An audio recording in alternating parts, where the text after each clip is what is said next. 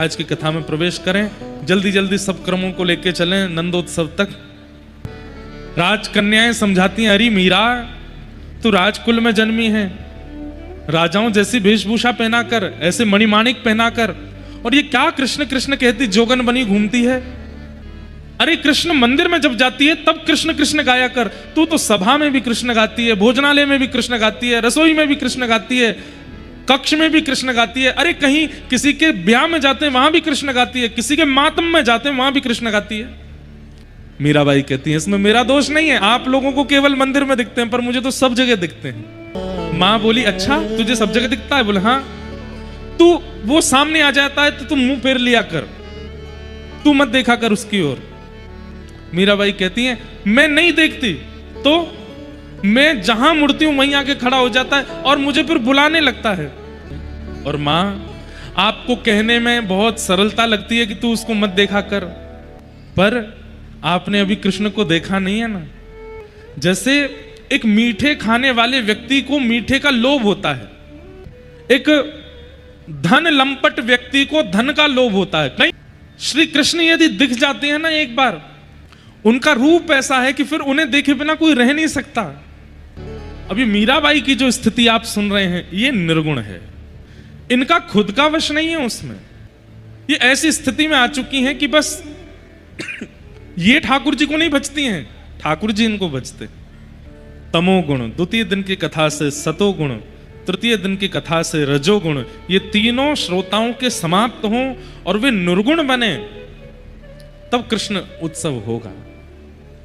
लेकिन हमें एक बात कहने में कोई लज्जा नहीं होती है, हजारों लोग कथा सुनते हैं पर निर्गुण सब नहीं बन पाते। निर्गुण हजारों में 5 की गिनती के अंदर के लोग ही बन पाते हैं, 5 से ज्यादा लोग निर्गुण नहीं बन पाते। और उन 5 की पहचान क्या है? जो निर्गुण बन गए होंगे उनकी पहचान क्या है? सबसे पहली पहचान, वो किसी कोने में बैठे होंगे, उनको कोई पहचान नहीं पाया होगा, सबसे पहली पहचान। दूसरी पहचान, यहां कथा प्रारंभ होती है और वहां उनके अश्रु प्रारंभ होते हैं, नेत्रों से वो प्रवाह रोक नहीं पाते। तीसरा उनका लक्षण, शरीर में प्रेम लक्षण प्रकट होने लगते हैं, कंपायमान होना, कंठ अवरुद्ध हो जाना, अपनी बातें पूरी ना कर पाना, चरण धरना कहीं, जाना कहीं, इस प्रकार की उनकी स्थिति हो जाती है। हमारी भाषा में, हम जो पढ़े लिखे लोग हैं, हमारी भाषा में उसको पागल कहते हैं। क्या कहते हैं? हम लोग पागल कहते हैं, वो लेकिन पागल नहीं है, हम ही पागल हैं। वो पागल नहीं, वो तो ठाकुर जी के द्वारा स्वीकार किया जा चुका है। ऐसी निर्गुणता जब जीवन में आती है तब गाने का अधिकार मिलता है, नंद घर आनंद भयो जय कन्हैया लाल की। पर कक्षा तो कक्षा है, विद्यार्थी को समझ में नहीं भी आया होगा विषय तो भी अध्यापक तो आगे पढ़ाएगा ना। वही हाल हमारा है, हमें आगे तो कथा सुनानी पड़ेगी, भले ही आप निर्गुण ना भी बने हो, लेकिन प्रयास कीजिए कि निर्गुणता चित्त में आवे तो कृष्ण लीला, व्रज लीला अद्भुत रूप से अनुभव होगी, उसका अनुभव ही अलग होगा।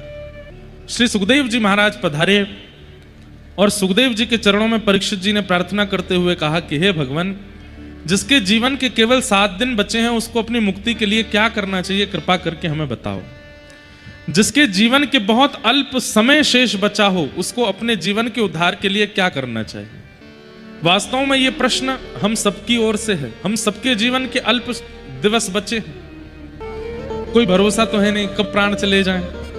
तो वास्तव में ये प्रश्न केवल परीक्षित का नहीं है, हम सबका, बल्कि परीक्षित हमसे बढ़िया हैं। क्यों बढ़िया हैं? उनको तो 7 ही दिन में मरना, हम तो कभी भी मर सकते हैं, हमारे प्राण तो कभी भी जा सकते हैं। इसलिए जिसके जीवन में अल्प समय है उसको अपनी मुक्ति के लिए क्या करना चाहिए?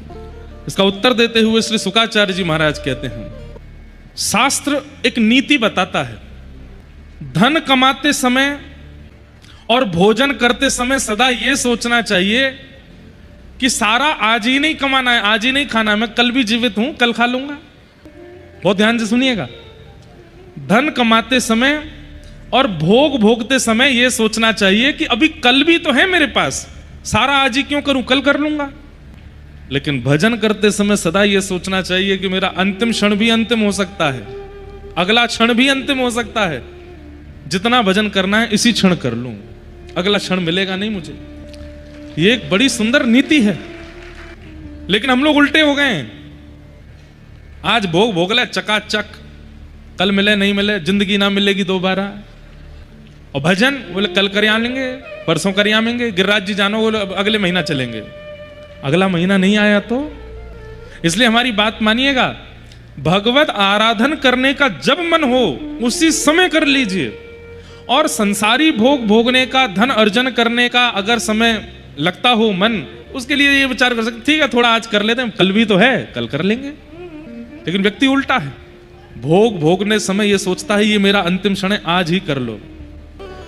इसलिए अगर आप भक्ति पथिक हैं तो इस सूत्र को अपनाइए कि भोग भोगने का समय आया हो, बहुत अधिक मात्रा में धन अर्जन करने का समय आया हो, तो उसको कल पर टाला जा सकता है।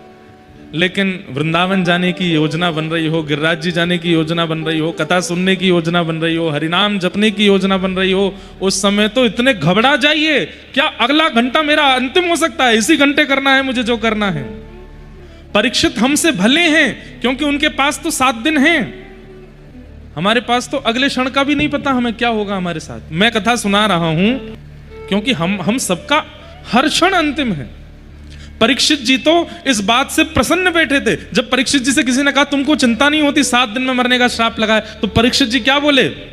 बोले चिंता तो उनको होनी चाहिए जिनको श्राप नहीं लगा, वो कभी भी मर सकते हैं, पर मैं तो दावे से कह सकता हूं कि 7 दिन से पहले ब्रह्मा भी मेरे प्राण नहीं ले सकता, क्योंकि एक ब्राह्मण ने मुझे 7 दिन में मरने का श्राप दिया है। 7वें दिन से पहले अगर ठाकुर जी भी चाहें तीसरे दिन कि चलो परीक्षित, तो मैं कह दूंगा कि ब्रह्म वाक्यम जनार्दनम, ब्राह्मण की वाणी है 7वें दिन मरूंगा, उससे पहले आप भी नहीं ले जा सकते मुझे। हम कह सकते हैं नहीं, हमारा तो हर क्षण अंतिम है। लेकिन एक बात बोले बंधुओं, हर क्षण को अंतिम मानना, अगर ऐसे कोई जीवन जीने लग जाए, और केवल एक बात होती है हमारी, हम बस मान लेते हैं कि हमारा अगला क्षण भी अंतिम हो सकता है, मानिए मत, उसको बिल्कुल इंप्लीमेंट कर लीजिए कि मैं बस प्राण निकलने ही वाले हैं। जैसे गिरते समय भयभीत हो जाते हैं, या गाड़ी चल रही है सामने से ट्रक आती है हम भयभीत हो जाते हैं, या बहुत जोर से बिजली कड़कने पर भयभीत हो जाते हैं, ऐसा मृत्यु के प्रति भय अगर आ जाए और ये भावना आ जाए कि मैं कभी भी प्राण त्याग सकता हूं, तो कहीं ना कहीं हम अपने जीवन में बहुत सुंदर बन जाएंगे। कैसे? हमारे महाराष्ट्र के संत हुए श्री तुकाराम जी महाराज, बहुत सुंदर वाणी है, मुझे बड़ी अच्छी लगती है, बहुत ध्यान से सुनिएगा। तुकाराम जी के पास एक बालक गया, एक युवा गया, और उस युवा ने जाकर के कहा हे गुरुवर, मैं आपसे एक बात जानना चाहता हूं। बोले क्या? आपकी जो पत्नी है ना, वो बड़ी विपरीत स्वभाव वाली है, वो आपको डांट भी देती हैं, आपके ऊपर चिल्ला भी देती हैं। कभी कभी अभी 2-3 दिन पहले ही हमने एक घटना सुनी थी, वहां पे तुकाराम जी से वो बालक कहता है कि उन्होंने एक गन्ना भी मारा था आपको, जिसके 2 टुकड़े हो गए थे। तुकाराम जी बोले हाँ अभी तक निशान भी है। आपकी इतनी विपरीत पत्नी है, फिर भी आप इतने प्रसन्न कैसे रहते हो? मैं आपसे केवल यह जानना चाहता हूं कि विपरीत परिस्थिति, विपरीत वातावरण, विपरीत परिवार, विपरीत पत्नी, विपरीत बच्चे, विपरीत मित्र, विपरीत माहौल जब हो जाता है तो उसमें प्रसन्न कैसे रहा जाता है? आप कैसे प्रसन्न रह लेते हो? आपको देख करके लगता है कि आपको जीवन में कोई चिंता है ही नहीं। तो तुकाराम जी महाराज ने मन में सोचा कि मैं इसको ज्ञान उपदेश करूंगा तो इसके सिर के ऊपर से बात चली जाएगी, एक प्रैक्टिकल करा देता हूं। तो तुकाराम जी बोले तू मेरी बात बाद में सोचना, मुझे तेरे बारे में एक नई बात पता चली है। तो वो बालक बोला क्या? बोले इधर आ। वो बालक थोड़ा पास गया तो उसके बाल ऊपर करके उसके माथे की रेखा देख करके तुकाराम जी बोले तेरे जीवन के तो बस 7 ही दिन बचे बेटा, तू मेरी प्रसन्नता की बाद में पूछना, तेरे जीवन के केवल 7 दिन बचे, 7 दिन बाद तेरी मृत्यु हो जाएगी। बालक बोला महाराज ये कैसी बात कर दी आपने, मैं तो आपसे चिंता का समाधान करने आया, आपने तो मुझे और चिंता में डाल दिया। बेटा नहीं बताता तो मुझे बुरा लगता ना, अब तू देख ले तेरे को क्या करना है, 7 ही दिन बचे तेरे। वो बालक तुरंत दौड़ करके गया, अब वो किसी को बता करके चिंतित करना नहीं चाहता था, माता पिता किसी को नहीं बताया, लेकिन वो बालक इतना व्यवस्थित जीने लगा। अब उसको पता है कि मेरे 7 दिन है, तो जितनी नींद होनी चाहिए उतना ही सोता है, जितना भोजन होना चाहिए उतना ही खाता है। रोज अपने भाई बहनों से लड़ता था, लेकिन अब भाई लड़ने आता है तो कहता भाई लड़ ले भाई, अब तो मिलूंगा नहीं मैं तुझे, लड़ ले और क्या करेगा। बहन कुछ बात पर नाराज हो जाती तो बोले बहन मैं तुझसे क्षमा मांग लेता हूं, तू नाराज मत हो मुझसे, कल को मैं नहीं मिला तो फिर तू रोएगी। माँ कई बार मन मुताबिक सब्जी नहीं बनाती तो जो बना देती बालक पा लेता, बोले कोई बात नहीं माँ तेरे हाथ का भोजन अब कब नसीब होगा, तू जो बनाएगी सब मेरे लिए अमृत है। पिता किसी बात पर पीट देते, बोले पिताजी आपकी ये पिटाई याद आएगी मुझको, मार लीजिए जितना चाहो। 7वां दिन जैसे ही आया, सुबह जल्दी जल्दी उठ गया, नदी में स्नान किया, माँ को प्रणाम, पिता को प्रणाम, भाई को प्रणाम, बहन को प्रणाम, पूरे घर परिवार को प्रणाम करके सीधा तुकाराम जी के पास आके बैठ गया। बिल्कुल शुद्ध उसके जैसे कई लोग जो हैं बहुत, जब व्यक्ति बहुत ज्यादा निर्मुक्त हो मतलब निश्चिंत हो जाता है ना, उसके लहजे बदल जाते हैं बोलने के, उसके चलने का लहजा बदल जाता है, उसकी हेयर स्टाइल बदल जाती है, कपड़े पहनने का तरीका बदल जाता है। लेकिन थोड़ा चिंतित व्यक्ति होता है ना, उसको देखोगे आप सीधा बैठेगा, नीची नजर रखेगा, बाल भी डिसेंट रखेगा, भोजन जो दे दोगे पालेगा। ऐसा ही वो हो गया था। तो जब तुकाराम जी के सामने गया तो तुकाराम जी से बोला महाराज आज 7वां दिन है, मेरे प्राण जाने वाले हैं। तुकाराम जी बोले अच्छा तुम्हारी बहन ने लड़ाई की तुमसे 7 दिन में? बोले हाँ लड़ तो रही थी वो। तुमने लड़ाई की? बोले नहीं मैंने नहीं लड़ाई की। भाई ने लड़ाई की? बोले हाँ। का वो उसने मारा मैंने सह लिया। माँ ने तुम्हारी मनपसंद सब्जी बनाई कि नहीं बनाई? बोले नहीं वो तो कुछ भी बना रही थी पर मुझे सभी अच्छी लग रही थी, मैंने सोचा 7 ही दिन बचे हैं क्यों रो धो करके नाटक करके कुछ कहूं, जो बनाती मैं पा लेता था। पिता ने तुमको मारा? बोले हाँ मारा, पर इस बार पिता की पिटाई में मुझे दर्द नहीं हुआ बल्कि ये लगा कि 7 दिन बाद कौन मारेगा मुझे। तुकाराम जी बोले यही मेरे जीवन का सूत्र है। मैं हर दिन ये विचार करता हूं कि पत्नी मेरी विपरीत है, इसकी विपरीत स्वभाव से दुखी होकर के मैं क्यों अपना पूरा दिन खराब करूं, क्या पता रात्रि को प्राण चले गए तो। रात्रि में बच्चे विपरीत व्यवहार करते हैं तो मैं उस पर भी चिंतित नहीं होता, मन में सोचता हूं कि क्यों अपना चिंतन बिगाड़ूं इनसे लड़ करके, कल मेरा अंतिम दिन हुआ तो।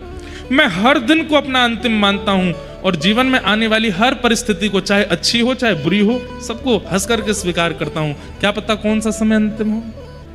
बालक चरणों में गिर गया, बोले जय हो। इसीलिए आप तुकाराम जी हैं क्योंकि आप मेरे प्रश्न का उत्तर सीधे सीधे ना दे करके मुझे समझा करके देना चाह रहे हैं। तुकाराम जी बोले बस यही मेरे जीवन का सूत्र है, हर क्षण को मैं अंतिम मानता हूं, इसलिए उस क्षण को लड़के झगड़ के परेशान होकर चिंता करके व्यर्थ नहीं करता। जय जय राम कृष्ण हरि, जय जय राम कृष्ण। हर क्षण अपने हरि को याद करता हूं, राम कृष्ण को याद करता हूं। बालक चरणों में गिर गया, प्रसन्न हो गया। थोड़ी देर बाद बोला ये तो बता दीजिए कि आज प्राण जाएंगे कि नहीं मेरे। तुकाराम जी बोले बेटा कभी भी जा सकते हैं, ये बात सदैव चिंता में रखो, चिंतन में रखो, कोई भी क्षण अंतिम हो सकता है, इसलिए अपने हर क्षण को हरि को प्रदान करो, हर क्षण को ठाकुर जी के चरणों में अर्पित कर दो। सुखदेव जी महाराज परीक्षित को समझाते हैं, बोले परीक्षित तुमने जो प्रश्न किया है उसके प्रति मेरी एक ही भावना है। क्या भावना है?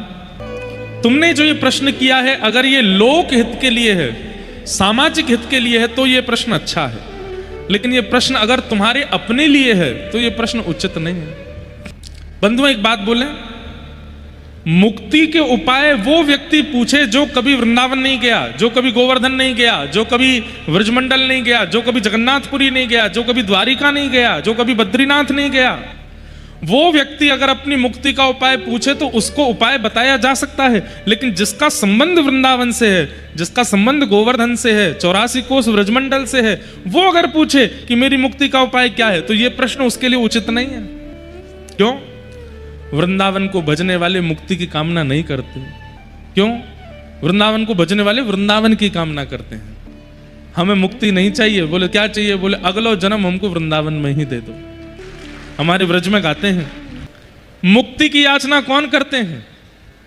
वास्तव में जो बंधन में है वो मुक्त की कामना करते हैं ना। जो बालक बंधा होगा वही तो कहेगा माँ खोल दो, पर जो एक बार वृंदावन को है गयो, ब्रजमंडल को है गयो, वो तो मुक्त है ही गयो है। अब मुक्त हो गए, अब क्या कामना है? वास्तव में जो मुक्त नहीं है उन्हें वृंदावन नहीं मिलता, जो मुक्त हो गए उन्हीं को वृंदावन मिलता है। तो वैसे तो सिद्धांत यह है कि मुक्ति की कामना सब पूरी दुनिया करती है, पर ब्रज को भजवे वारे, ठाकुर जी को भजवे वारे, वृंदावन को भजवे वारे, वो मुक्ति की कामना ना करें, वो तो वृंदावन की कामना करें।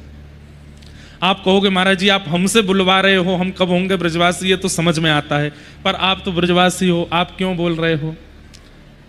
इस बार तो हो गए, अगली बार के लिए प्रार्थना कर रहे हैं कि हर बार ब्रज में ही बने।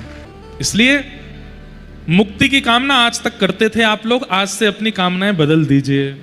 अब हमें मुक्ति नहीं चाहिए, हे श्याम सुंदर, हे ठाकुर जी हमें ब्रजवासी बनाए दो, अगली बार हमें ब्रजमंडल में भेज दियो, हमारो जन्म ब्रज में है जाए, ब्रज की कोई गोपी बन जाए, ब्रज के कोई ग्वाला बन जाए, और गोपी ग्वाला बनने की हमारी सामर्थ्य नहीं हो तो बंदर ही बनाई दियो, लेकिन बनियो ब्रज में। और हमारे किसी कारण से, हमारे किसी कर्म के प्रभाव से हमको कोई और कीट पतंगा भी बनना हो तो वो भी ब्रज में ही बना देना, चींटियों बनानी हो तो ब्रज में ही बना दियो, वृक्ष बनाना हो, 84 लाख योनियों में भेजना अगर हमको भेज दीजिएगा, लेकिन भेजना ब्रज में, और कहीं। ऐसे हमारे ब्रज की कामना। जिनको है वो लोग तो खुश हो गए होंगे, जिनको नहीं है वो सुन लो, क्या बुराई है। परीक्षित जी महाराज सुखदेव जी को समझाते हैं, सुखदेव मुक्ति की कामना मत करो, भक्ति की कामना करो। मुक्ति का मतलब है मृत्यु के पश्चात भगवान का दर्शन, और भक्ति का मतलब है जीते जी भगवान का दर्शन। तुम तो भक्ति की याचना करो। श्रीमद् भागवत मुक्ति प्रदान करती है, पर मुक्ति से पूर्व भक्ति प्रदान करती है। कथा सुनने वाले मुक्त हो ही जाते हैं, पर कथा सुनने वाले जीवित अवस्था में भगवत दर्शन कर लेते हैं। यह कथा का सिद्धांत है। हम जितने भी भक्तों के चरित्र सुनते हैं, किसी भी भक्त ने मृत्यु के पश्चात भगवान को देखा हो और फिर उसका चरित्र लिखा गया हो? नहीं। जीवित अवस्था में मीराबाई, सूरदास, कृष्णदास, कुमन दास, छीत स्वामी, सबने अपनी जीवित अवस्था में दर्शन किया। हमें भी वही इच्छा है, और इसी इच्छा से कथा सुनो। जीवन में क्या प्राप्त होगा सब मेरे कर्म पर निर्भर है, लेकिन हे भागवत जी, हे ठाकुर जी, आप कृपा करना, जीवन में जो मेरे आना हो सबको आने देना, पर सबके साथ आप भी आना, आप जरूर आना। परीक्षित जी ने शुकाचार्य जी की बात मान करके चरणों में प्रणाम करते हुए कहा, भगवान अब मुझे मुक्ति की कामना नहीं, अब मुझे भक्ति चाहिए। मेरे जीवन के 7 दिन बचे हैं, कृपा करके मुझे भक्ति का मार्ग बताइए। और तब सृष्टि प्रसंग सुनाते हैं, और इसी सृष्टि प्रसंग को सुनाते हुए हिरण्यकश्यप और हिरण्याक्ष का प्रादुर्भाव सुनाया, और हिरण्याक्ष का वध वराह भगवान के द्वारा हुआ। बोलो वराह भगवान की जय। अब कोई कोई प्रसंग हम ऐसी जल्दी जल्दी सुनाएंगे, क्योंकि क्रम पर पहुंचना भी, भले आराम से कथा पूरी होगी, लेकिन कोई कोई क्रम ऐसे जल्दी जल्दी कह देंगे। हिरण्याक्ष का वध भगवान वराह ने प्रकट होकर के किया। बंधुओं देखो, परसों भी मैंने ये विषय छेड़ा था, आज फिर छेड़ूं। ब्रॉड माइंड बोलते हैं आजकल। ब्रॉड माइंड कौन है? ऐसा है, ऐसा है, ऐसा है। ठाकुर जी से बड़ा ब्रॉड माइंड कौन होगा? जो इतने सुंदर हैं, इतने सुंदर हैं कि उनकी भ्रगुटी टेढ़ी करते ही महाराज तीनों लोग न्योछावर हो जाते हैं। उनको सूकर बन के आने में बिल्कुल लज्जा नहीं होती। मतलब इतनी ऊंची पदवी पर होने के बाद भी ऐसे बनने में उनको बिल्कुल लज्जा नहीं होती। इसे कहते हैं ब्रॉड माइंड। ये ठाकुर जी। कई लोग कहते हैं कि ठाकुर जी जब मानव बन के आ ही जाते हैं तो फिर ये सूकर और सिंह बन करके आने की आवश्यकता क्या है? 2 कारण। एक तो ठाकुर जी इससे सर्वव्यापकता बता रहे हैं कि सब जगह हैं, वो कहीं भी प्रकट हो सकते हैं। खम वायु अग्निम सलिलम महिम च ज्योतिम से सत्वानि दृशो द्रुमादीन सदित समुद्राम से हरे शरीरम यत्किंच भूतम प्रणमेत अनन्यम। सब जगह ठाकुर जी हैं, पहली बात। और दूसरी बात, डाउन टू अर्थ। कितने ठाकुर जी सरल हैं, कितने सहज हैं कि उन्हें कुछ भी बनने में बिल्कुल लज्जा नहीं होती। हमें कोई माता कभी अपने बेटे पे गुस्सा होकर के उसको जानवर बोल दे, गधा बोल दे, तो बेटा कितना गुस्सा हो जाता है, आपने मुझे कैसे बोल दिया। हम तो इतना ही बोल सकते हैं, माताएं तो और भी कुछ भी बोल देती हैं। गुस्से में तो बोली दे। एक बात सुनो बच्चों, जितने बैठे हो, जिन बच्चों ने कभी माता पिता की डांट नहीं खाई, जिन बच्चों ने कभी माता पिता का हाथ से कुछ पाया नहीं, समझ लेना वो बच्चा जीवन में बहुत बड़ी उपलब्धि से वंचित हो गया। और ये बात भी हम नहीं कह रहे हैं। क्रोधापि देवेन वरेण तुल्यम। श्रेष्ठ जनों का, बड़े जनों का क्रोध वरदान के समान होता है। इसलिए माता पिता आपके कभी कभी थोड़े बहुत आपको हाथ दिखा देते हैं, चिल्लाते हैं, थोड़ा बहुत कुछ कह देते हैं तो अच्छी बात। जिनके माता पिता कुछ नहीं कहते तो बच्चों की जिम्मेवारी है ऐसा कुछ करो कि वो कहें, ऐसा कुछ करो। कभी महाराज माता जी भोजन बना रही हूं, बच्चों को ऐसा कुछ करना चाहिए कि भीतर से सीधा जो है चिमटा उछलता हुआ आवे। जिन बच्चों ने ये सहन किया है वो ही बड़े होकर के कुछ दिव्य बन पाते। हमें हमारी माता जी की पिटाई याद आ जाती है कभी कभी। जैसे लोग बाग कभी कभी नृत्य होता है ना, अभी माता जी देख रही होंगी तो कहेंगी बता मेरी सबरी बात बता दे कथा में। लेकिन जैसे ऐसे हाथ पकड़ करके और ऐसे गोल गोल घूमते हैं ना लोग, हमारी माता जी कैसे जब उनके हाथ में हम पड़ जाते तो एक हाथ से मेरा एक हाथ पकड़ती और मैं ऐसे घूमता, वो मेरे पीछे ऐसे घूमती, और जब पड़ जाता तो एक कमर में पड़ता फिर और तेज में भागता। तो जैसे वो फुगड़ी खेलते हैं ना ऐसे गोल गोल, ऐसे माता जी एक हाथ से पकड़ के पीछे हाथ लेकर के कभी झाड़ू होती कभी कुछ होता पढ़ते। आज हमें लगता है कि हम व्यास उन्हीं की पिटाई से बने हैं। ऐसे ही जो बच्चे सोचते हैं कि हमारा कैरियर अच्छा हो, माता पिता की थोड़ी डांट पिटाई सहन कर लो, लेकिन माता पिता को भी चाहिए कि लिमिट में ही मारना। कहीं पता चली कि चला गया सतपुड़ा के जंगलों में, जटाएं जूट रख ली, बन गया शंकराचार्य महाराज, ऐसा नहीं हो। तो बड़े लोगों का क्रोध वरदान के समान होता है। हमारे ठाकुर जी वराह बनकर के, नृसिंह बनकर के, कूर्म बन के, मत्स्य बनकर के दो बातें सिद्ध करते हैं। एक तो सर्वव्यापकता, वो सब जगह है, और दूसरी बात सहजता, सरलता। उन्हें सहज बनने में, सरल बनने में, छोटा बनने में बिल्कुल लज्जा नहीं होती। व्यक्ति को संकेत कर रहे हैं ठाकुर जी। या फिर एक बात और कह दूं, मन में आ रही है, जो सहज बनता है वही सर्वव्यापी बन पाता है। जो अपनी पदवी पर रह जाता है ना, उससे कभी नीचे नहीं उतर पाता। उसकी चर्चाएं 4 लोग ही करते हैं, लेकिन जो सहज होता है उसकी चर्चा 4000 करते हैं। जो सहज बनेगा वही सर्वव्यापी बन पाएगा। भगवान सर्वव्यापी हैं। वराह बनकर के हिरण्याक्ष का वध किया। हिरण्यकश्यप ने इसी समय संकल्प ले लिया कि मैं हरि को नहीं छोड़ूंगा। इन्होंने मेरे भाई को मारा और मैं बदला लेने के लिए निश्चित ही कोई ना कोई प्रयत्न करूंगा। इस प्रकार भगवान के द्वारा यहां पर हिरण्याक्ष का वध हुआ। क्यों हुआ? क्योंकि हिरण्याक्ष पृथ्वी का हरण करके ले गया था गर्भोदक महासागर में। वहां से पृथ्वी को पुनः स्थापित किया और पृथ्वी पर प्रथम मानव के रूप में स्वयंभू मनु का आगमन हुआ। हम लोग बंदरों की संतान नहीं है भैया। अगर हम बंदर थे पहले तो आज के वृंदावन के बंदर कब मानव बनेंगे, हम तो प्रतीक्षा कर रहे हैं। बटुआ चुरा के भाग जाते हैं, फ्रूटी लेके भाग जाते हैं, फोन लेके भाग जाते हैं। ये इंसान कब बनेंगे हमारे वृंदावन वाले, साइंस वाले इसका प्रमाण दे दें। ये वृंदावन अयोध्या के जो बंदर हैं ये मानव कब बनेंगे? हम मानव ही हैं हमेशा से। हम मानव क्यों कहलाते हैं? क्योंकि हम मनु के संतान हैं। और देखिए कहीं ना कहीं अंग्रेजी में भी हमको मैन कहा जाता है। क्यों? क्योंकि मनु के पुत्र हैं। अब वो अपभ्रंश हो गया है। अपभ्रंश तो कितने सारे शब्दों का हो जाता है। कई गांव के नाम, कई शहरों के नाम बोलते बोलते अपभ्रंश होकर उनके नाम बदल जाते हैं। मनु के संतान है, इसीलिए हमको मानव कहा जाता है। तो स्वयंभू मनु प्रथम मानव है। और ये कहां से प्रकट हुए? ये ब्रह्मा जी के दाहिने अंग से प्रकट हुए और ब्रह्मा जी के बाम अंग से प्रकट हुई सतरूपा। ये दोनों प्रथम पति पत्नी हुए पृथ्वी पर। इनके 3 पुत्री और 2 पुत्र हुए। प्रियव्रत, उत्तानपाद ये 2 बेटे थे। आकुति, देवहूति और प्रसूति ये 3 बेटी थी।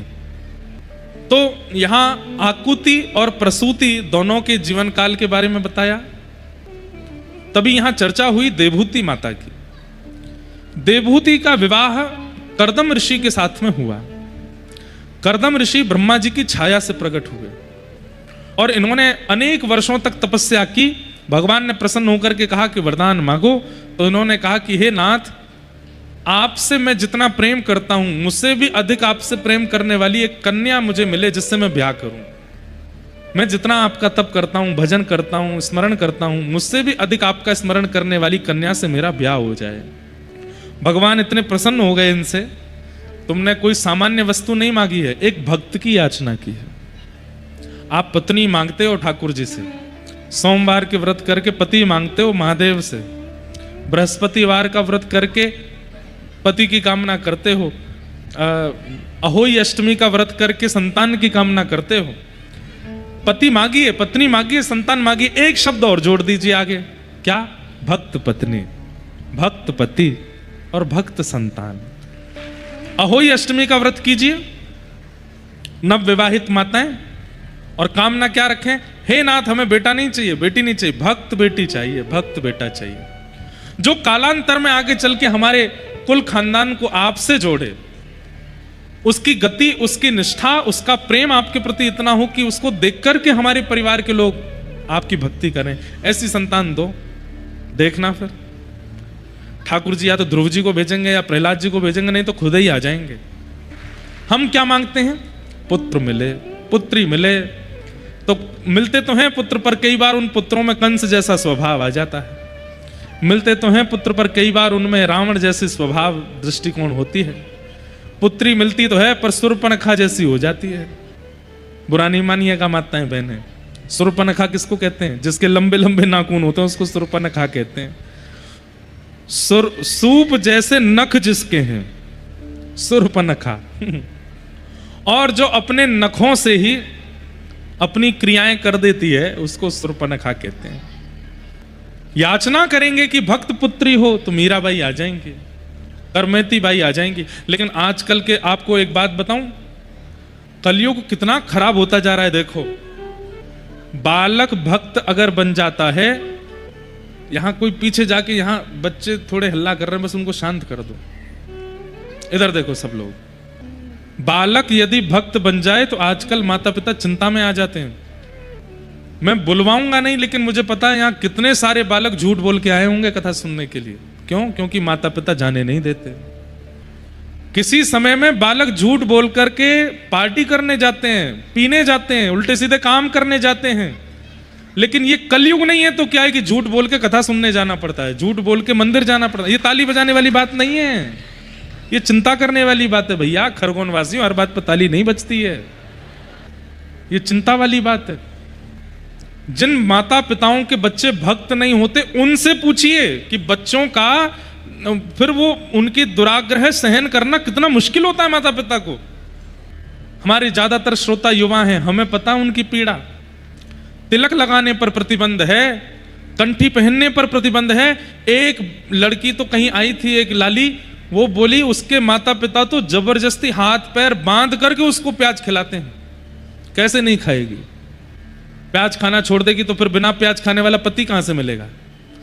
मैंने कहा उनको जाके बोल दो पिलाना भी शुरू कर दो। पीने वाला तो मिल जाएगा, प्याज खाने वाला मिल जाएगा, मांसाहारी पति मिल जाएगा, लेकिन बिना प्याज खाने वाला पति नहीं मिलेगा, इसलिए बच्चों को खाना पड़ता है। ये दुर्भाग्य नहीं है तो क्या है? अरे चार्टर्ड अकाउंटेंट बच्चा बन जाता है तो उसके माता पिता इच्छा रखते हैं कि हमारी होने वाली बहू वो भी पढ़ी लिखी हो, इतना पढ़ा लिखा कि हमने इसको विद्वान बनाया और हमको ऐसी लाली नहीं चाहिए, हमको लाली चाहिए वो भी पढ़ी लिखी हो। तो फिर जब वैदिक बालक होता है, वैष्णव बालक होता है, तब माता पिता ये इच्छा क्यों नहीं रखे कि हमें भी अपनी पुत्री के लिए, पुत्र के लिए जो दंपति मिले वो वैष्णवी चाहिए? तब क्यों नहीं करते? डॉक्टर बच्चा बन जाता है, अब मैं पूछता हूं भाई इसकी उम्र 35 हो गई, ब्याह क्यों नहीं कर रहे? महाराज जी डॉक्टर बेटी मिले तो ही तो अच्छा लगे ना। तो फिर वैष्णव बालक बन जाता है, उसमें चिंता क्यों होती है? हमारी आपसे हाथ जोड़ के प्रार्थना, कम से कम खरगोन वाले और जो भी लोग इस कथा को लाइव देख रहे हैं, आपके घर में अगर तिलक धारण करने वाला, बिना प्याज लहसुन का प्रसाद पाने वाला, ठाकुर जी का नाम स्मरण करने वाला, कथा सुनने वाला बालक है ना, ठाकुर जी को धन्यवाद कहा करो, क्योंकि ठाकुर जी ने ही अपना अंश भेजा है। आपके पूरे परिवार का कल्याण वो बालक करेगा। और ये बात मैं नहीं कह रहा हूं, नृसिंह भगवान कहते हैं भागवत में, जब प्रहलाद जी महाराज नृसिंह भगवान से कहते हैं कि हे प्रभु मेरे पिता भले ही राक्षस थे लेकिन आप इनको सदगति देना, तो नृसिंह भगवान कहते हैं कि तुम कैसी बात कर रहे हो प्रहलाद, तुम अपने पिता के लिए मुझसे याचना कैसे कर सकते हो कि मैं इनको सदगति दूं? बोले क्योंकि मुझे पता है ये राक्षस थे। बोले नहीं, तुम जैसा भक्त बालक जिस घर में जन्म लेता उसके पिता नहीं, पिता की भी पहले की 21 पीढ़ियां वो जहां होती हैं वहां से मुक्त होकर के भगवत धाम पहुंच जाती हैं। और केवल पिता की 21 पीढ़ियां नहीं, पिता के 21 पीढ़ियां पूर्व की, दादा परदादा परपरदादा परपर परपरदादा परपर परपरदादा 21 तक चले जाओ, सब मुक्त हो जाते हैं एक भक्त के घर में आने से। और केवल पिता की नहीं, मां की भी 21 पीढ़ियां, मतलब नाना पर नाना पर नाना पर नाना, एक भक्त के घर में आने से। अरे महाराज, आपका श्राद्ध करना, तर्पण करना, जो पितृपक्ष में आप लोग अपने पितरों की मुक्ति के लिए कर रहे हो ना, ये तो फिर बस आपकी खाना पूर्ति रह जाएगी। क्यों? क्योंकि घर में भक्त बालक है, तो इस बात का प्रमाण है कि आपके सारे पितृ मुक्त हो चुके, क्योंकि एक वैष्णव बालक आपके घर में। पर दुर्भाग्य है, बच्चा अगर रात में लेट पी करके आ रहा है तो माता पिता को लगता है कि अब ऐसे ही हैं, कोई बात नहीं, माहौल भी तो ऐसा ही चल रहा है, एक आध बार पी ले तो क्या बुराई है। खा करके कुछ अनाप शनाप आ रहा है तो भी माता पिता को चिंता नहीं होती। कभी बालक धुआं उड़ाता हुआ दिख जाता है तो भी माता पिता समझा देते, ठीक है बेटा ज्यादा नहीं करना। लेकिन वही बालक यदि कंठी माला पहन के रहता है, वैष्णव पद्धति का पालन करता है, अपनी रसोई, घर वालों को स्वाद नहीं आता बिना प्याज लहसुन के, तो वो अपनी अलग रसोई बनाए, तो ऐसे बालक को इतनी उत्पीड़ना दी जाती है, ये बहुत गलत है। आप लोग भी कभी मत कीजिएगा, और आपके संबंध में या आपकी जानकारी में कहीं आपको ऐसी खबर मिले, उनके भी हाथ पैर जोड़िएगा, भैया ऐसे बालकों को, वैष्णव जो बन गए उनको इस प्रकार रोको टोको मत, नहीं तो इतना बड़ा अपराध लगेगा कि 21 पीढ़ियों में जो तर भी गए होंगे ना, उनको वैकुंठ से धक्का और दे दिया जाएगा, बोले जाओ, तुम्हारे वंश में एक भक्त बालक का अपमान किया जा रहा है। इसलिए भक्त बालकों के प्रति भक्त वैष्णवता यदि बालकों में आ गई, और भक्त बालकों को भी चाहिए कहीं इस बात को आप लोग आड़ मत बना लेना। माता पिता कुछ भी कहें, देखो देखो महाराज जी हमारे पक्ष ले रहे थे, आपको ऐसा भी नहीं करना है कि जबरदस्ती तिलक लगा के घूमो कि चलो हमारे पाम धो, महाराज जी बोल रहे थे। लेकिन अगर वास्तव में एक वैष्णव बालक घर में है तो यह आपका सौभाग्य है। तो कर्दम ऋषि ने भगवान से क्या मांगा कि एक वैष्णव पत्नी मुझे मिले, और जितना वैष्णव मैं हूं, जितना भक्त मैं हूं, मुझसे अधिक उसके अंदर भक्ति हो, ऐसी पत्नी से मेरा ब्याह हो जाए। भगवान इतने प्रसन्न हो गए, बोले वाह, तुमने ऐसी वस्तु मांगी है, मैं प्रसन्न होकर के तुम्हें आज्ञा देता हूं, वरदान देता हूं, आज से ठीक 3 दिन बाद पृथ्वी के प्रथम मानव स्वयंभू मनु की पुत्री देवहूति, उससे तुम्हारा विवाह होगा, क्योंकि वो तुमसे भी ज्यादा भक्त है मेरी। लेकिन एक वरदान मैं अपनी ओर से तुम्हें प्रदान करना चाहता हूं, तो स्वयंभू मनु की पुत्री देवहूति से आपका विवाह होगा, और आपके यहां पुत्र रूप धारण करके मैं ही आऊंगा। देवहूति माता का विवाह कर्दम ऋषि के साथ में हुआ, और उनके यहां पर भगवान कपिल बन करके आए। कपिल भगवान ने आकर के देवहूति माता को सुंदर ज्ञान उपदेश प्रदान किया, उसी को सांख्य शास्त्र कहते हैं। इस प्रकार देवहूति कपिल देव का संवाद श्रीमद् भागवत जी में खूब विस्तार से सुनाया गया। तत्पश्चात भगवान के परम भागवत भक्त श्री ध्रुव जी महाराज की कथा आई, जो कि अपने 5 वर्ष की आयु में ही वन में चले गए और वन में जाकर के भगवान को प्राप्त कर लिया। 5 वर्ष की आयु में, और केवल 5 महीने की तपस्या से भगवत प्राप्ति कर ली। इसका तात्पर्य क्या है? बंधुओं, आप लोगों ने एक चीज अनुभव की होगी कि कई लोगों को उपलब्धि बहुत जल्दी प्राप्त हो जाती है, और कई लोगों का पूरा जीवन निकल जाता है फिर भी उपलब्धि नहीं मिल पाती। ऐसे ही कई लोगों को बहुत बाल अवस्था में ही भगवत अनुभव होने लग जाते हैं, और कई लोग 80 के हो जाते हैं तब भी उनको ठीक से ठाकुर जी का नाम जब भी नहीं आ पाता। इसके पीछे कारण क्या है? सब लोग इधर देखिए, मैं आज कथा कर रहा हूं, ये मेरे इस जन्म का प्रारब्ध नहीं है। पूर्व के कितने जन्मों की तपस्या या कितने जन्मों का नियम व्रत अनुष्ठान रहा होगा, कितने जन्मों में संतों की कृपा रही होगी कि तब इस जन्म में हम 18 वर्ष की आयु में कथा करने लग गए थे। ताली नहीं बजाओ, सुनो बात को। ये एक जन्म का फल नहीं हो सकता, और ना ही मुझे इस बात पर अभिमान करना चाहिए कि मैंने इतनी कम अवस्था में प्रारंभ कर। हमारे पूज्य पिताजी महाराज ने तो 14 वर्ष की अवस्था में कथा शुरू कर दी थी। आज हमारे पूज्य पिताजी महाराज को लगभग 53 वर्ष होने को आए हैं कथा करते हुए। कथा करते हुए 53 वर्ष होने वाले हैं। यहां कितनों की तो उम्र नहीं होगी इतनी, वो तब से कथा कर रहे हैं। और भारत के ऐसे भागवत के वक्ता हैं जिन्होंने अपने जीवन में सबसे ज्यादा कथाएं की हैं। 14 वर्ष की अवस्था में तो प्रथम कथा करने लगे थे, और वो भी ऐसे नहीं कि बस दिखा कि कोई काम धंधा नहीं हो रहा तो चलो कथा ही कर लेते। नहीं, 7 साढ़े 7 वर्ष की आयु में घर छोड़ करके गुरुदेव के सन्निधि में चले गए। अनंत श्री विभूषित श्री रामानुज प्रपन्नाचार्य गुरु जी 7.5 वर्ष की आयु में, 7.5 वर्ष के बालक को देखिए आजकल, इतनी सिंसेरिटी दिखती है उसके अंदर, इतना गंभीर होता है 7.5 वर्ष का बालक कि घर छोड़ के चला जाए पढ़ने के लिए। हमारे पूज्य पिताजी महाराज 7.5 वर्ष की आयु में गांव से यमुना पार करके, यमुना पार हमारा पिताजी का पैतृक गांव है भांडीर वन के पास, वहां से पिताजी आए वृंदावन। वृंदावन में आकर के पहले रास लीला में श्री कृष्ण बनते थे और कृष्ण का अभिनय करते थे। और सुनिएगा थोड़ा पिताजी का चरित्र सुनो। 7.5 वर्ष की आयु में, 7 वर्ष की आयु में श्री कृष्ण बनते थे रासलीला में पूज्य पिताजी।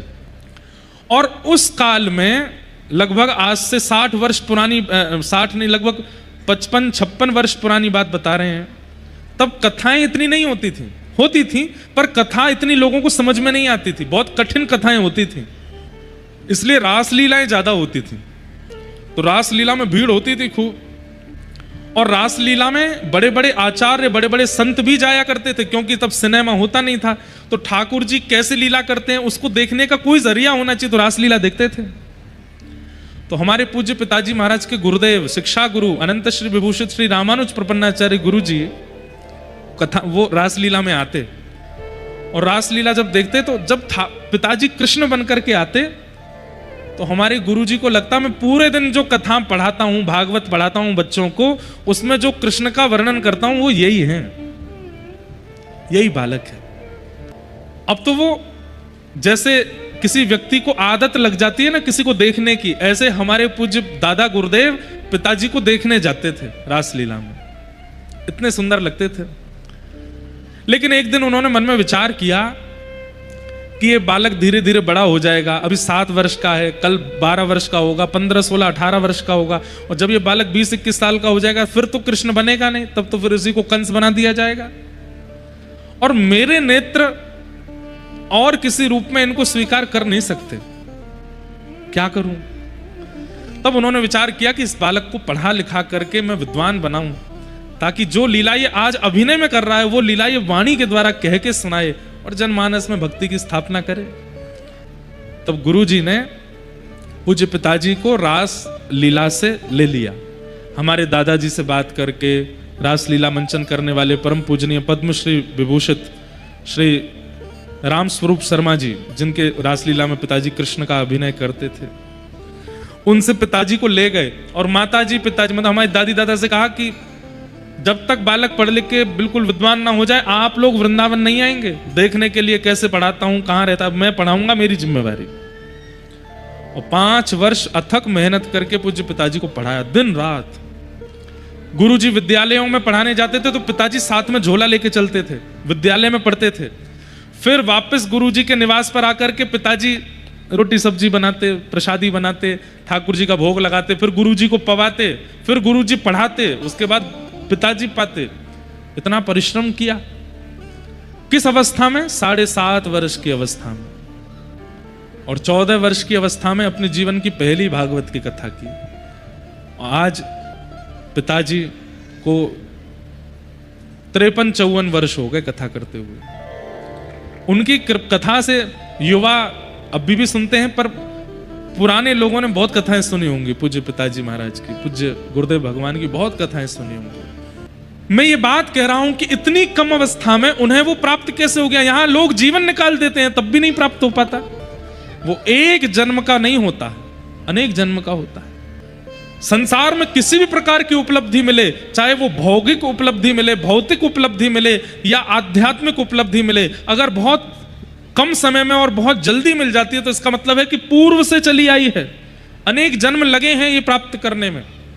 ध्रुव जी महाराज को 5 महीने में ठाकुर जी मिल गए। इसके पीछे प्रमाण ये था कि ध्रुव जी एक नहीं अनेक जन्मों से तपस्या कर रहे थे और भगवत प्राप्ति में केवल 5 महीने की तपस्या शेष रह गई थी। तो वही जब ध्रुव बन करके आए तो 5 महीने की तप करके उन्होंने भगवत प्राप्ति कर ली।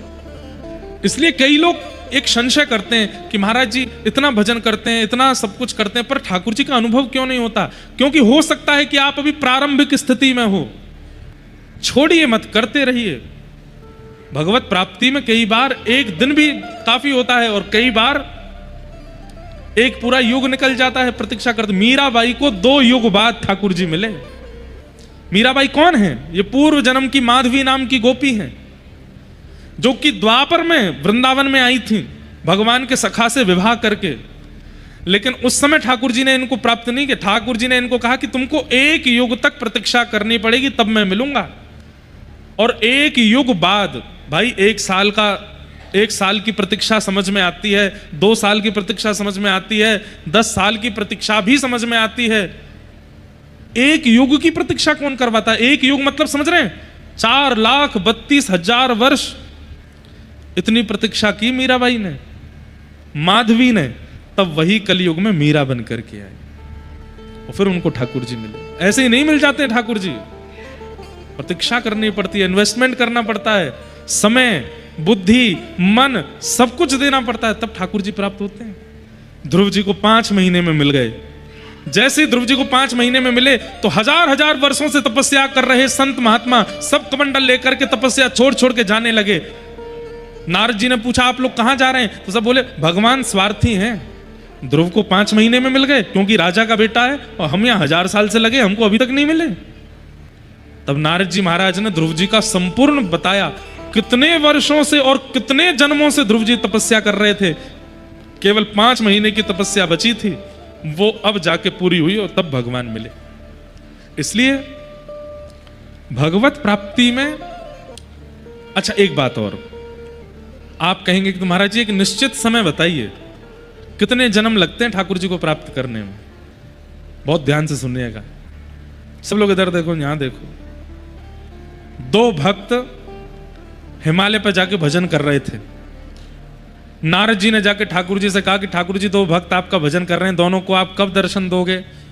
तो भगवान ने कहा पहले भक्त से तो कह देना उसके पीछे जो वृक्ष है उसमें जितने पत्ते हैं उतने वर्षों में दर्शन दूंगा, और दूसरे भक्त से कहना उसके पीछे जो वृक्ष है उसमें जितने पत्ते हैं उतने दिन में दर्शन दूंगा। नारद जी बोले इतना भेदभाव? दोनों साथ में हिमालय पर गए हैं और एक व्यक्ति को आप कह रहे हो कि वृक्ष में जितने पत्ते उतने वर्ष में दर्शन दोगे, और एक को कह रहे हो जितने पत्ते उतने दिन में दर्शन। ये कैसा आपका क्रिया है? ठाकुर जी बोले वो मत पूछो, बस जाके बोल दो। तो नारद जी भक्त के पास गए, पहले भक्त के पास बड़ी प्रसन्नता में गए। नारद जी बोले भाई इसके तो इतने दिन बचे हैं, ठाकुर जी मिल जाएंगे। उसने कहा हे नारद जी बताइए ना ठाकुर जी कब आएंगे? बोले तुम्हारे पीछे जो वृक्ष है उसमें जितने पत्ते हैं इतने दिन और लगेंगे, बस ठाकुर जी आ जाएंगे। उसने पीछे वृक्ष देखा तो उसमें थे करीब 1000-1500 के करीब पत्ते होंगे। देख करके बोला अभी इतने दिन और लगेंगे ठाकुर जी को आने में? बोले हाँ भैया अभी इतने दिन कौन सी बड़ी बात है, जल्दी निकल जाएगा। तू तो आनंद मना, इतने दिन ही लग रहे हैं, उसकी क्या हालत होगी, उसको तो इतने वर्ष लगेंगे अभी। लेकिन वो भक्त रोने लगा, मैं घर छोड़ के, पत्नी छोड़ के, बच्चे परिवार सब छोड़ करके आया, ठाकुर जी अभी इतने दिन और लगाएंगे? नारद जी बोले रो मत भैया, आ जाएंगे ठाकुर जी बस। अरे नहीं नहीं ठाकुर जी इतने दिन और लगाएंगे, अभी मैं तो, मेरा मन तो बड़ा खिन्न हो गया। नारद जी बोले दूसरा भक्त तो मर ही जाएगा सुन के, इतने पत्ते जितने हैं उतने साल लगेंगे। नारद जी जाकर के बोले भैया, उसने कहा प्रभु मुझे भगवान कब मिलेंगे? बोले भैया तुम्हारे पीछे जो वृक्ष है ना इसमें जितने पत्ते हैं इतने वर्ष लगेंगे ठाकुर जी को आने में। उसने जैसे ही सुना इतने वर्ष में ठाकुर जी मिलेंगे, वो सुनते ही नाचने लगा और नृत्य करते करते करते इतना आनंदित होगा, भाव विह्वल हो गया, नेत्रों से अश्रुपात होने लगे। तुरंत ठाकुर जी प्रकट हो गए, उसको दर्शन दे दिए। नारद जी ने ठाकुर जी का हाथ पकड़ा, झूठे हो आप, और खुद तो झूठे हो ही, मुझसे भी झूठ बुलवाते हो। ये क्या किया आपने? आपने कहा था उसको बोलना इतने पत्ते हैं इतने दिन में मिलूंगा, इसको बोलना कि इतने वर्ष में मिलूंगा, और वो तो बेचारा दिन सुन के घबरा गया और ये वर्ष वाला नाचने लगा, तो आप तुरंत प्रकट हो गए। ठाकुर जी अब भी नहीं समझ में आया। बोले क्या? बोले मेरे मिलन में अवधि मायने नहीं रखती, दिन मायने नहीं रखते, समय मायने नहीं रखता, उत्साह मायने रखता है कि उत्साह कितना है। इस भक्त को इतने वर्ष बाद ही मिलना था, लेकिन इसका उत्साह इतना तीव्र हुआ कि उस उत्साह के कारण इसके वृक्ष में जितने पत्ते में जितने वर्ष थे वो वर्षों की अवधि घटती गई और वो सारा उत्साह सारे वर्ष को समेट ले गया और मैं प्रकट हो गया। समझ में आई बात? अगर ठाकुर जी ने निश्चित किया है कि मैं इंद्रेश को 5 साल बाद मिलूंगा और अगर मैं अभी उत्साहित होकर के भुजा उठा करके नृत्य करने लगूं, भगवत विरह में रुदन करने लगूं, भगवत प्रेम में व्याकुल हो जाऊं, तो 5 वर्ष की अवधि 5 मिनट में पूरी हो जाएगी, ठाकुर जी मिल जाएंगे। समझ में आई बात? ठाकुर जी से मिलन में अवधि नहीं है, ठाकुर जी से मिलन में उत्साह है। एक हमारे वृंदावन के चौबे थे, मथुरा के चतुर्वेदी ब्राह्मणों को हमारे यहां पे चौबे बोलते हैं। हमारे यहां एक प्रसिद्ध भोग पाते हैं कुछ ब्रजवासी जन, जिसको बोलते हैं भांग, लेकिन उसको भांग नहीं बोलते स्पष्ट, हमारे यहां उसको बोलते हैं दाऊ जी को प्रसाद है। कहा है? दाऊ दादा को प्रसाद है। दाऊ दयाल बिरज के राजा, भांग पीवे तो यहां पे आजा।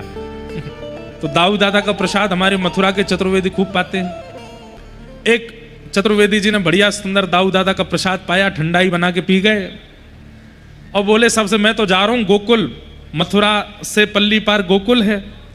और जमुना जी में बैठ करके जैसे ही बोले नाव ते जा रहा हूं, गोकुल दर्शन करके आऊंगा। विश्राम घाट से जैसे ही नाव में बैठे, यमुना जी में नाव में बैठ करके पतवार चलाने लगे। अब तो दाऊ दादा को प्रसाद पा रखो है, बड़े प्रेम भाव से नाव से चलाते जा रहे हैं, चलाते चलाते चलाते सुबह से शाम हो गई, लेकिन गोकुल नहीं आया। और यमुना जी इतनी बड़ी नहीं है, नेकी है, ये पंडाल का दुगना इतनी बड़ी है यमुना जी, वहां गोकुल है सामने। चलाते चलाते शाम से आधी रात हो गई, लेकिन गोकुल नहीं आया। आधी रात से फिर सवेरे दिन हो गया, लेकिन अब भी गोकुल नहीं आया, चलती जा रही है नाव। तो जो चतुर्वेदी ब्राह्मण कल बैठ के साथ में बातें कर रहे थे, वो सब आ गए। चौरे पूरा दिना निकल गो तो अभी तक ना पहुंचो गोकुल, पूरी रात निकस गई। तो बोलो भैया पतो ना, कल तो ही चला रहा हूं, अभी तक पहुंचो ही ना हूं। तब एक आकर के बोला, बोले पतवार तो चला रहा हूं, रस्सी तो खोली ना अभी तक, रस्सी तो वही बंधी भैया। ठीक वैसे ही भैया हम प्रयास तो खूब करते हैं, पतवार तो खूब चलाते हैं, खूब महाराज ओमकारेश्वर लो, महाकालेश्वर लो, नर्मदा जी लो, जगन्नाथपुरी लो, द्वारिका लो, लेकिन हृदय की एक रस्सी है, वो अभी भी संसार की ममता में ही बंधी भई है। कितने प्रयास कर लो, कैसे पहुंच जाओगे? हम पता नहीं खरगोन में हमको क्या हो गया है, हम इतने आनंद से कथा कह रहे हैं, हमको लगता है कि यहां से आगे ही नहीं बढ़े, यही कहते रहें। आप लोग अभिमान मत करना कि आपकी वजह से है कोई भी बात हो सकती है, लेकिन आनंद है, यह भी सुख है। नहीं तो हम इतनी जल्दी कर देते हैं सब कम पूरे, लेकिन यहाँ ऐसे ऐसे भाव। अब ये पद हम अमूमन कथा में नहीं गाते, आज आ गया ध्रुव चरित्र में, वो भी भाव क्या है। दूर नगरी कब है?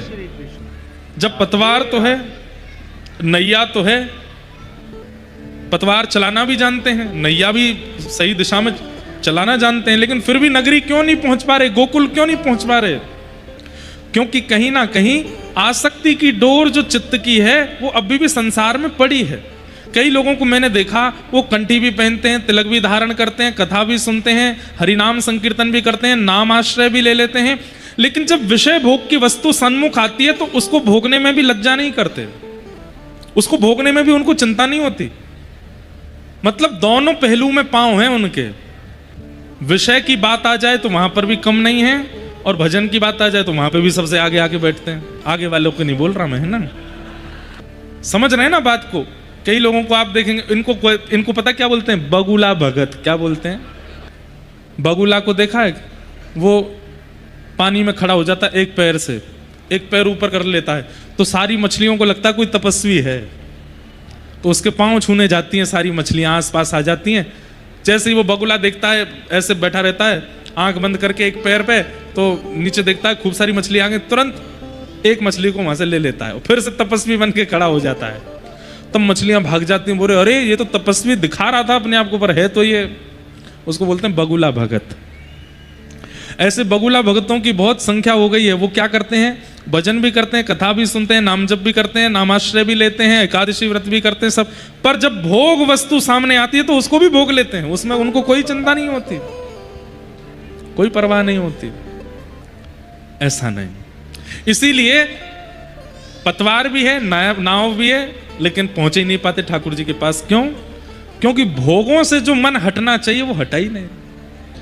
ध्रुव जी महाराज को 5 महीने में ठाकुर जी मिल गए, भगवान प्रकट हुए, ध्रुव जी ने उनकी स्तुति गाई और स्तुति में बहुत सुंदर बात कहते हैं। ध्रुव जी महाराज चरणों में प्रणाम करते हुए कहते हैं, हे नाथ, बहुत सुंदर बात। ध्रुव जी महाराज ठाकुर जी से कहते हैं, हे नाथ, आप कृपा करके मुझे व्यसनी बना दीजिए। भगवान बोले, व्यसन मुक्त होने की कामनाएं तो बहुत सुनी, व्यसनी बना दो ये कामना पहली बार सुन रहे हैं। ध्रुव जी महाराज कहते हैं, नाथ, मुझे व्यसनी किसी भोग वस्तु का नहीं, आपकी कथा का बनना है। जैसे व्यसनी व्यक्ति बिना व्यसन किए रह नहीं पाता है, ऐसे मैं आपके भजन के बिना, कथा के बिना रह ना पाऊं, मेरे प्राण निकल जाएं उसके बिना, ऐसा मुझे कर दीजिए। आपके बगैर ना रहा जाए। बंधु, आपकी बात तो नहीं पता, पर हम अपनी एक बात बहुत स्पष्ट बता दें आपको।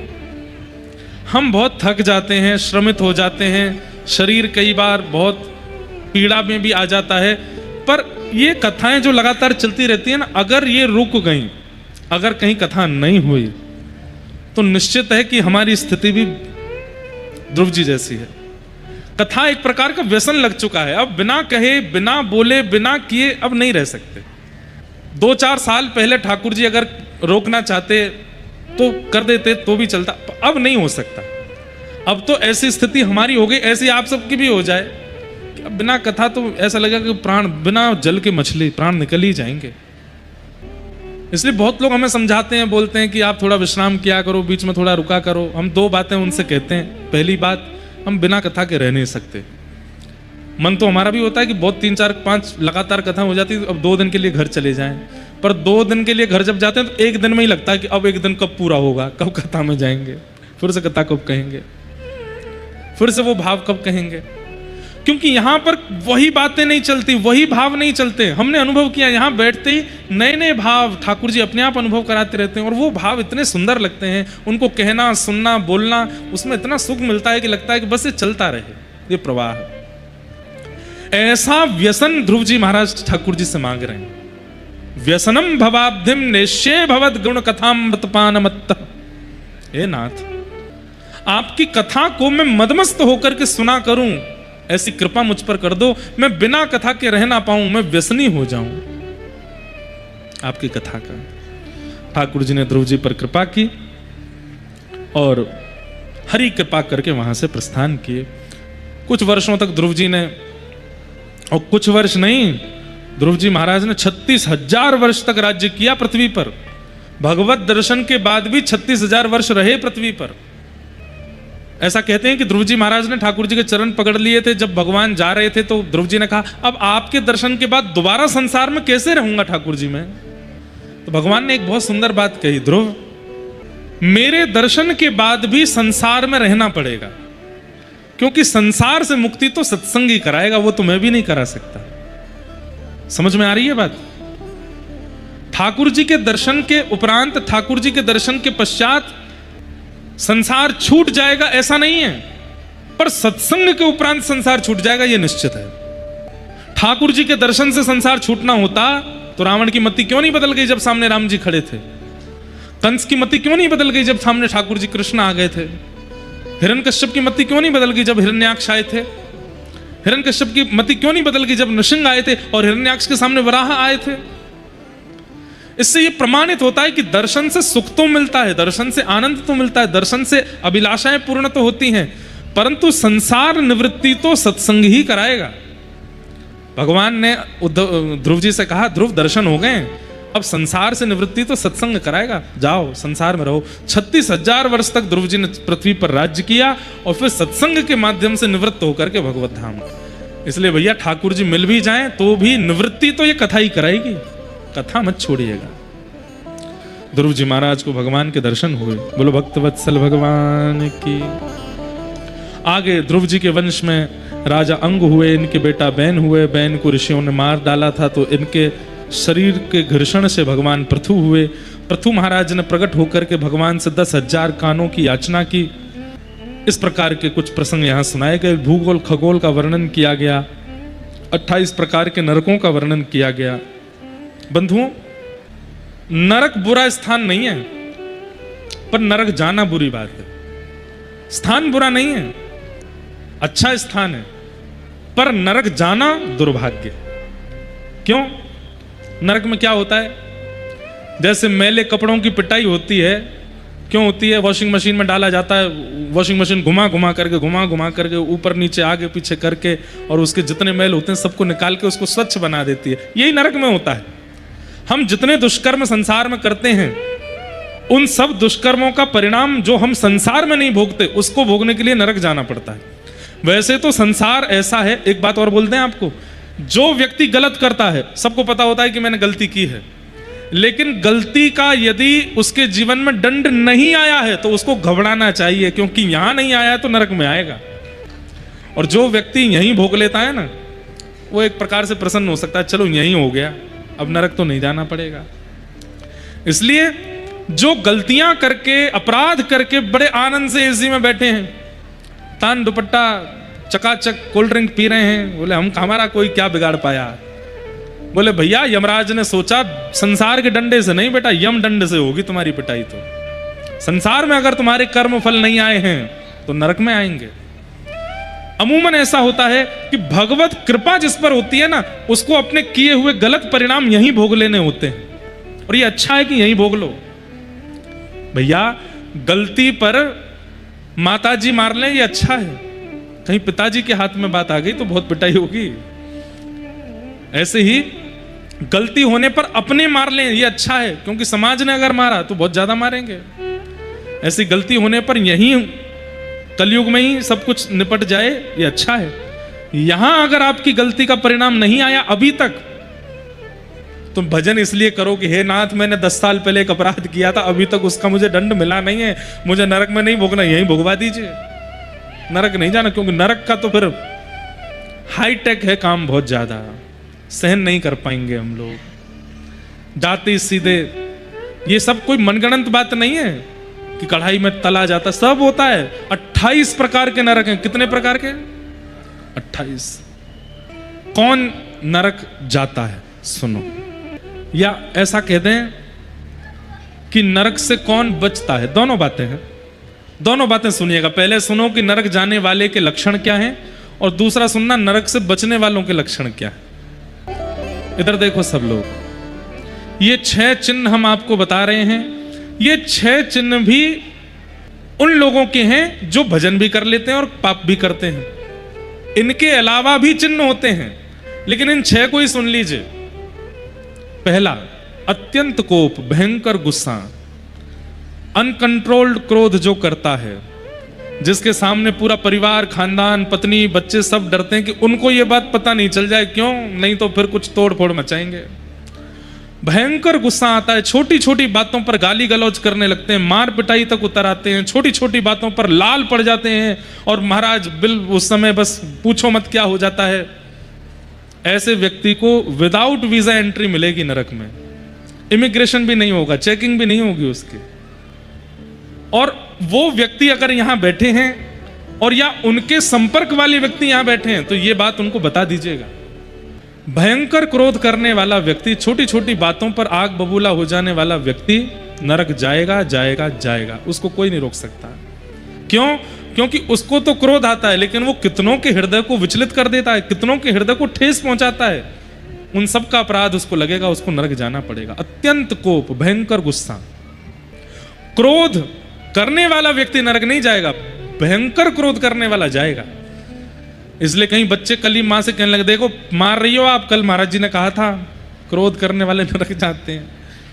कहीं कहीं क्रोध आवश्यक है, जैसे मां का पुत्र पर, पिता का संतान पर, घर के मुखिया का घर के जनों पर, उनको संभालने समझाने के लिए बोला जाए, थोड़ी बात संकेत में कह दी जाए, इतना क्रोध चलता है। पर क्रोध में कुछ भी कर देते हैं, सिरफिरे हो जाते हैं, ऐसे लोग नरक जाएंगे ही जाएंगे। अत्यंत कोप। दूसरा, कटुकाच वाणी, किसी से भी बोलते हैं तो बिना व्यंग के नहीं बोलते, ऐसा ही बोलेंगे कि सामने वाले को थोड़ा खराब लग ही जाए। कई लोग ऐसे होते हैं, हम जो होते हैं मुंह पे बोल देते हैं, हम नहीं मन में नहीं रखते बातों को। ऐसे लोग नरक जाते हैं, जो होता है मुंह पे बोल देते हैं। हमारे शास्त्र आज्ञा करते हैं सत्यम ब्रूयात, सत्य बोलो, लेकिन कैसा सत्य बोलो? बोले प्रियम ब्रूयात, प्रिय सत्य बोलो। जो सामने वाले को कष्ट दे ऐसा प्रिय, ऐसा नहीं बोलना चाहिए।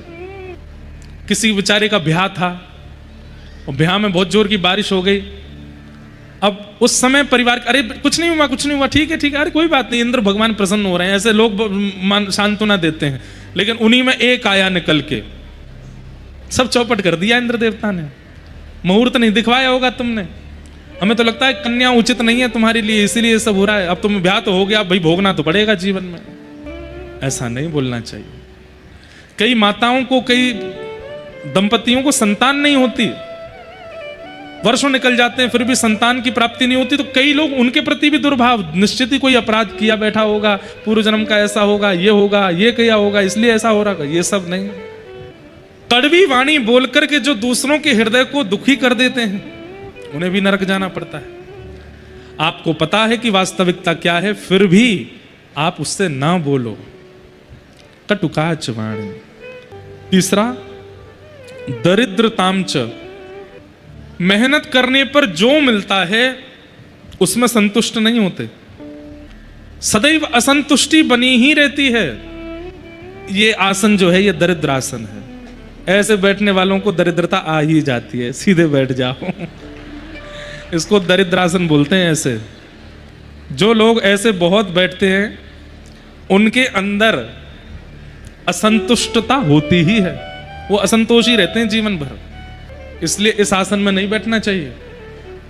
हाथ पांव दर्द कर रहे तो इधर उधर हो लो, लेकिन इस आसन में मत बैठो। एक दो बैठे थे तो मैंने संकेत कर दिया है। ये दरिद्रासन है। दरिद्रतांच, ऐसा नहीं है कि आप दरिद्र ही हो जाओगे, पर हां धीरे धीरे होने प्रारंभ हो जाओगे, धीरे धीरे लक्षण आने लगेंगे असंतुष्टि के। दरिद्रतांच, दरिद्र व्यक्ति नरक का गामी होता है, जो असंतुष्टि रहता है। पत्नी कितना भी अच्छा भोजन बना ले, लेकिन उसमें भी तुमने नमक ठीक से नहीं डाला, नींबू नहीं पड़ा इसमें, ये नहीं हुआ, वो नहीं हुआ, ये नहीं, वो कितना भी अच्छा श्रृंगार कर ले, फिर भी उसमें कोई ना कोई कमी ही निकाल। मतलब ये वो लोग हैं जो कभी संतुष्ट किसी चीज से होते नहीं। इनका काम एक ही है, कथा बहुत बढ़िया हुई, इतने लोग आए, हजारों लोग आए, महाराज जी ने बहुत बढ़िया कथा सुनो, फिर भी उनको कुछ ना कुछ निकालना है उसमें। कथा तो बढ़िया हुई, महाराज जी के ऊपर केला के पत्ता नहीं टांगे आपने। कथा तो बहुत बढ़िया हुई, प्रसाद में थोड़ा टेस्ट नहीं था। कथा तो बहुत बढ़िया हुई, महाराज जी चुटकुल्ला नहीं बोलते कथा के बीच में। कथा तो बहुत बढ़िया हुई, ये नहीं था। ऐसे लोग जो असंतुष्ट ही रहते हैं, दरिद्र, इनको नरक जाना पड़ता है।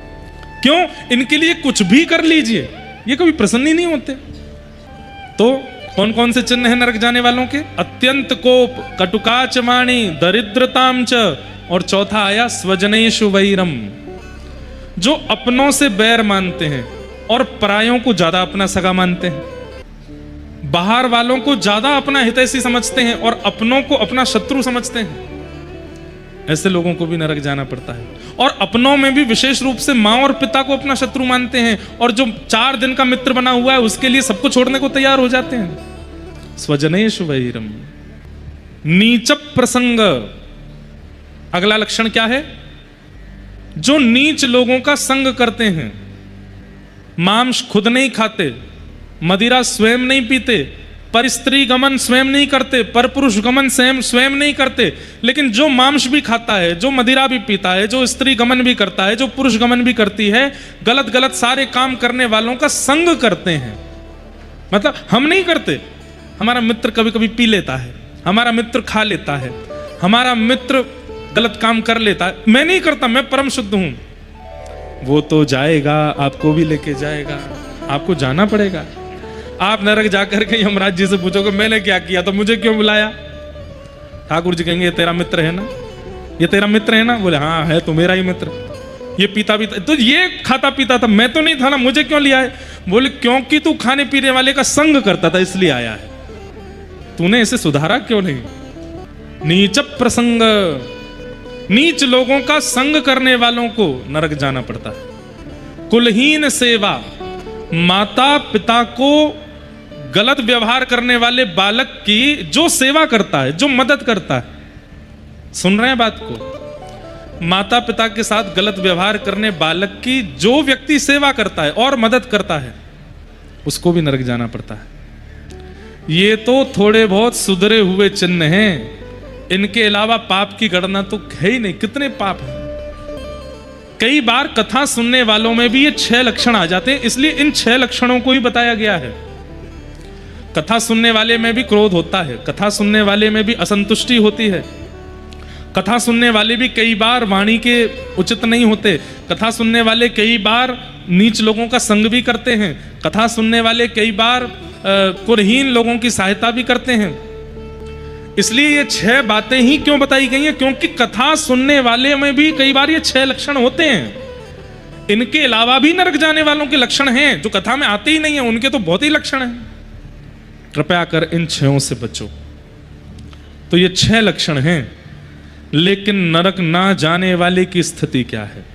सुनिएगा, जो 3 काम रोज करता है उसको नरक नहीं जाना पड़ता। और ये बात मैं नहीं कह रहा हूं, कौन कह रहे हैं पता है?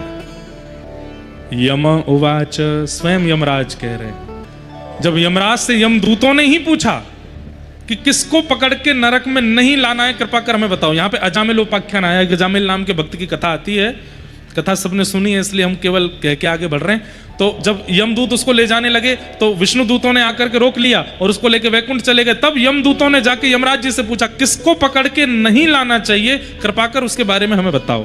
तब यमराज जी कहते हैं जो 3 काम रोज करता है उसको पकड़ के यमलोक नहीं लाना। 3 काम क्या? जिसकी जीव भगवान का 3 बार स्मरण करती हो, सुबह उठते ही, दोपहर के मध्याह्न में और रात्रि में सोने से पहले। जिसकी जीव भगवान का नाम गाती हो, सुबह उठते ही कहता हरिशरणम हरिशरणम हरिशरणम, श्री राधा रमण, श्री राधा वल्लभ, श्री कुंज बिहारी, श्री बांके बिहारी आदि आदि भगवान के सुंदर सुंदर, श्री कृष्ण गोविंद हरे मुरारे, हे नाथ नारायण वासुदेव, इतने सारे नामों को सुबह उठते ही बोलता है। मध्याह्न भोजन करने से पहले फिर पुनः भगवान को हे जय श्री जगन्नाथ, जय द्वारिकानाथ, जय बद्रीनाथ, जय रंगनाथ, जय श्रीनाथ, जय द्वारिकानाथ, जय गिरधरनाथ, सब ठाकुर जी के नाम को गाता है। मनी मन नहीं, बोलता है बाकायदा, सुबह, मध्याह्न और रात्रि सोने से पहले। जो 3 बार भगवान का नाम गाता है, पहला लक्षण। दूसरा लक्षण, तीनों बार केवल नाम नहीं गाता, चित्त से याद भी करता है। वृंदावन के श्री कृष्ण कैसे हैं, द्वारिका के श्री कृष्ण कैसे हैं, जगन्नाथ श्री कृष्ण कैसे हैं, द्वारिका रंगनाथ श्री कृष्ण कैसे हैं, ये अपने चित्त से स्मरण भी करता है। मतलब पहली क्रिया भगवान का नाम गाता है, दूसरी क्रिया मन से स्मरण करते हुए गाता है, और तीसरी क्रिया कृष्णाय नो नमति यत्सिर एकदापि, और तीनों बार अपना सिर श्री कृष्ण के चरणों में झुकाता है, दंडवत करता है। ये 3 डोज जो सुबह दोपहर शाम लेता हो, जैसे डॉक्टर कहते हैं ना 3 गोली हैं, सुबह लेनी है, दोपहर में, शाम को, ऐसे ये 3 डोज भगवान का नाम, चित्त से स्मरण और सिर झुका करके, जो 3 बार भगवान का स्मरण करता है, नाम गाता है, सिर झुकाता है, सुबह दोपहर शाम, उसको पकड़ करके नरक में नहीं लाना। बच गए आप सब लोग? खुश हो जाओ, अब तो निकल गए। क्योंकि अभी कथा में तो यही चल रहा है, सुबह उठती कथा का स्मरण, दोपहर में आती कथा में जाना है, रात में फिर कल का स्मरण, पूरे दिन भगवत स्मरण। जो स्थिति इस वक्त आपकी है कथा के काल में, यह स्थिति अगर 365 दिन बन गई तो नरक नहीं जाना पड़ेगा।